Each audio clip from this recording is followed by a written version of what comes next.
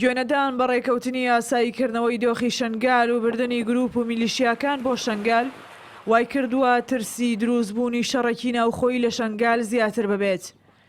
چونکە بە گوتەی شارەزایانی سەربازی پەکەکە لە شنگال وای کردووە تورکیا ئەو هێز و گروپانە بە مەترسی بۆ سەر ئاسایشی وڵاتەکەی بزانێت و ئەگەری پێکدادانی چەکداری دروست ببێت.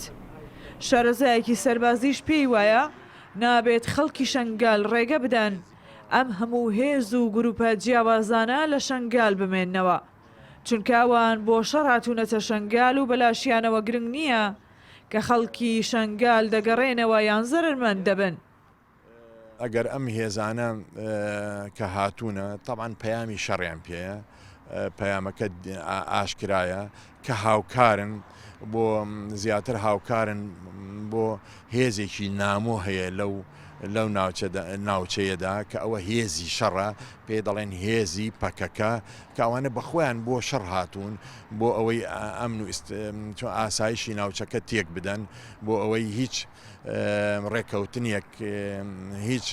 ڕێکەوتنیە بەرقەرار نەبێت لەو ناوچەیەدا. ئەمانش هاتوونە بۆ پاڵپشتی ئەو هێزە. حکوومەتی هەرێمی کوردستان زۆر بە وریایانەوە بە لۆژیکەوە تەعامل نەکات لەگەڵ ئەم وەزعەدا. من لەو بڕایم پێکدادان ڕوودەدان لە بینی هەرێمی کوردستان و ئاتوان وڵ هێزی پێشمەرگە لەبەر ئەو هێزانە چکم ئەوانە هێزی شەڕن.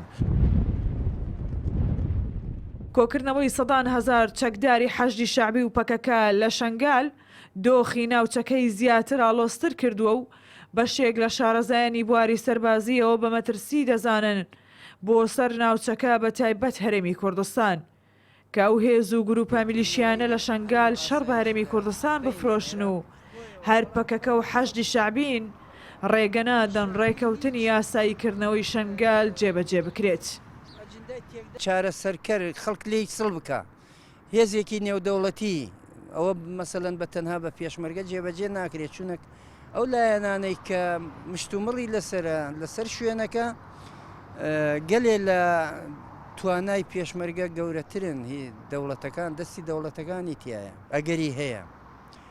ئەگەری هەیە چونەکە ئەو اتفاقیە کراوە دەبێت جێبەجێ بکرێت ئەگەر حکوومەتی عێراق ڕاستگۆ بێت. لە نۆی دەی 2020دا لە نێوان حکوومەتی هەرێمی کوردستان و حکوومەتی عێراقدا لە پێناوە ئاساییکردنەوەی بارودۆخی شنگال ڕێکەوتن نامەیەک واژۆکرا، بەڵام تا ئێستا بەهۆی پەکەکە و حەشدی شەعبی و گروپە میلیشیاکان ئەو ڕێکەوتنە بەکردەی جێبەجێ نەکراوە و لە بری ئەوەی پەکەکە و گروپە چەکدارەکانی حەشدی شەعبی لە شنگال بچنە دەرەوە هێزی زیاتریان ڕەوانەی شنگال کردووە. ئەمەش مەترسی سەرهەڵدانی شەڕی لە ناوچەکە زیاتر کردووە. ڕێناس عەلی، کوردستان 24 هەولێر.